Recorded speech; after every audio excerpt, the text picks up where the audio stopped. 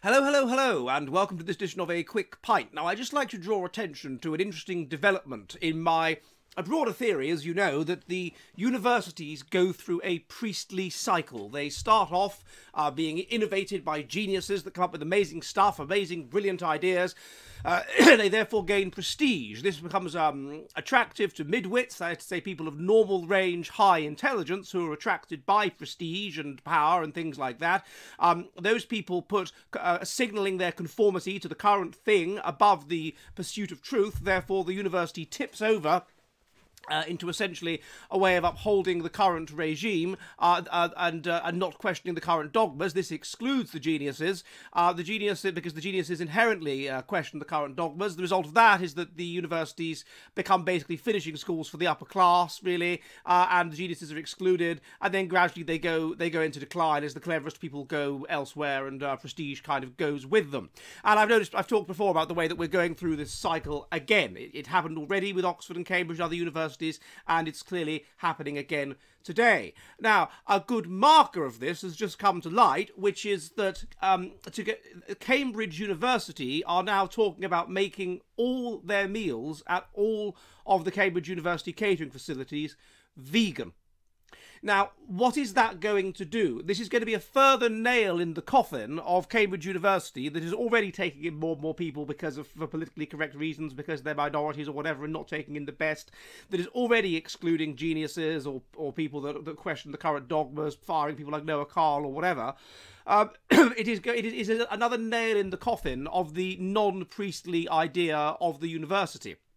Because what you can see that as is a social filter, a way basically of keeping out highly intelligent plebs, of keeping out the plebs, of making sure that Cambridge only brings in our kind of people, because only our kind of people are going to be able to tolerate only being able to eat vegan food.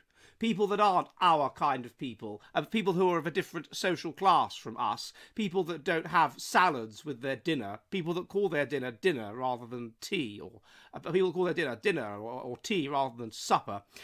Those kinds of people are not going to be able to tolerate eating vegan food all the time, and therefore they're not going to go to Cambridge.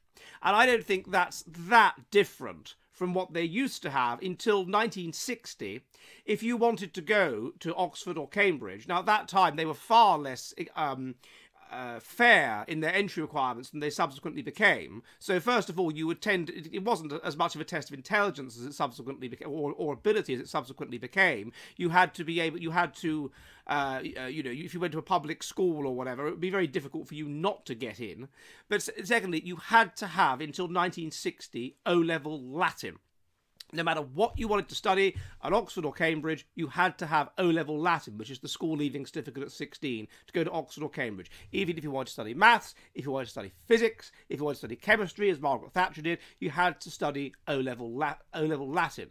Now, the result of that was, of course, that it was stacked massively against people that didn't go to private schools, because unless they were grammar schools, these schools overwhelmingly did not teach Latin at all. If it was a secondary modern school, which is what most kids went to, the school simply didn't teach Latin. So there was no question, really, of you being able to go to Oxford or Cambridge. Or Durham, actually. Durham University only abolished the Latin entry requirement for the Faculty of Arts in 1966, so even later. But that was only for the Faculty of Arts, though.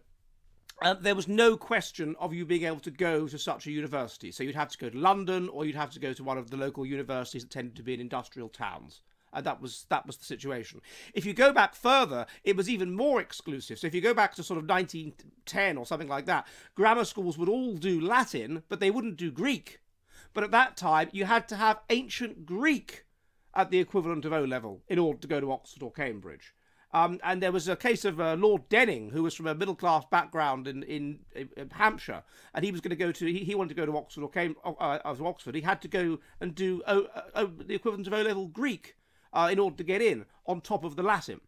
So it's basically an exclusion filter against all but sort of upper and upper middle class people, because anybody else is not realistically going to do O-level Latin, so they're not going to go to Oxford and Cambridge, or Durham, or anywhere else like that. So it's a way of ensuring that only a certain type of people, our sort of people, a chumocracy of the upper and upper middle class with the right kind of ideas, that won't rock the boat. There won't be any of these oiks with ideas above their station. There won't be any of these angry young men with high IQ from working class backgrounds coming to our prestigious old school Tyre University. None of that. That's what really the O-level Latin requirement ensured. And you could argue that the veganism requirement is quite a similar kind of thing. It's taking up the drawbridge, because most people that are from ordinary backgrounds are not going to be vegans and are not going to tolerate being vegan. They're not going to go be vegan for 3 years, and so therefore they'll probably think to themselves increasingly that Oxford and Cambridge, or Cambridge, it's just another world. It's another universe. It's not for people like me. That was the attitude of many kids when I was at school. Oh, they wouldn't want to go to Oxford, Cambridge, Durham, these kinds of places, Edinburgh, because they're full of snobs. They're not for people like us. No, I'd rather go to somewhere, London University or something like that. They're full of snobs. They're not for people like me. And the Latin requirement is a way of cementing that idea, and similarly, so is a vegan requirement. It's a way of cementing that idea, and therefore it's a way of discouraging highly intelligent people who aren't who aren't supporters of the new religion. It's another way of ensuring that those that are not, it's really a kind of test of membership. With something really important, something really carnal, what you eat, a really extreme test of membership. You can fake diversity statements, you can fake a belief, and you can say, I believe in the dogmas of the religion, you can say all those things, but to make you actually practice it by only eating vegan food is a way of testing your social class, because realistically it's only stuck-up people that are going to be vegetarians and vegans anyway, and it's a way of testing your commitment to the faith. So it is even more than was before a way of turning Cambridge back in to what it was up until really the middle of the 19th century, which is really an arm of the new church and a finishing school for the higher classes. So it's quite fascinating that Cambridge is trying to go vegan. Hello, hello, hello! The Jolly Heretic is an online public house which meets on Mondays and Thursdays at 7 p.m. UK time, 2 p.m. New York, in which we discuss the kind of based, fearless science which is increasingly expunged from our woke, joke universities. If you would like to help the Jolly Heretic public house, and there are many ways you can do so, please, please, please become one of my patrons on Subscribestar. Also, if you want to, you can donate to the channel using Odysee and Entropy, and you can also purchase Jolly Heretic merchandise, such as shirts and mugs. All of the links are in the description. Again, I'd be most violently grateful if you could assist the Jolly Heretic Public House, and I will see you all soon, and goodbye!